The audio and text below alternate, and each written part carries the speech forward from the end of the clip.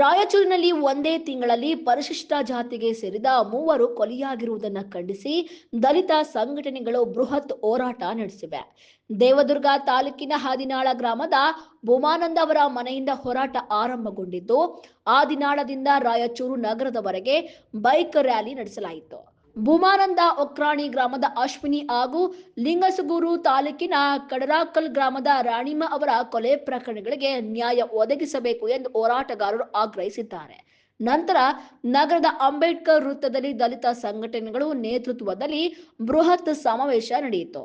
ನೂರಾರು ಮಂದಿ ಹೋರಾಟದಲ್ಲಿ ಭಾಗಿಯಾಗಿ ಸರಣಿ ಕೊಲೆಗಳ ಬಗ್ಗೆ ಆಕ್ರೋಶವನ್ನ ವ್ಯಕ್ತಪಡಿಸಿದ್ರು. ಕೊಲೆ ಪ್ರಕರಣಗಳ ತನಿಖೆಯನ್ನ ತ್ವರಿತಗೊಳಿಸಿ ಆರೋಪಿಗಳ ವಿರುದ್ಧ ಕಠಿಣ ಕ್ರಮ ಕೈಗೊಳ್ಳಬೇಕು.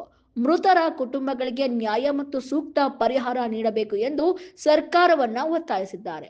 ಪರಿಶಿಷ್ಟ ಜಾತಿಯವರ ಮೇಲಿನ ದೌರ್ಜನ್ಯ ಹಾಗೂ ಕೊಲೆ ಪ್ರಕರಣಗಳನ್ನು ತಡೆಯುವಲ್ಲಿ ಸರ್ಕಾರ ವಿಫಲವಾಗಿದೆ ಎಂದು ಆರೋಪಿಸಿ ಹೋರಾಟಗಾರರು ಸರ್ಕಾರದ ವಿರುದ್ಧವೂ ತೀವ್ರ ಆಕ್ರೋಶವನ್ನ ವ್ಯಕ್ತಪಡಿಸಿದ್ದಾರೆ.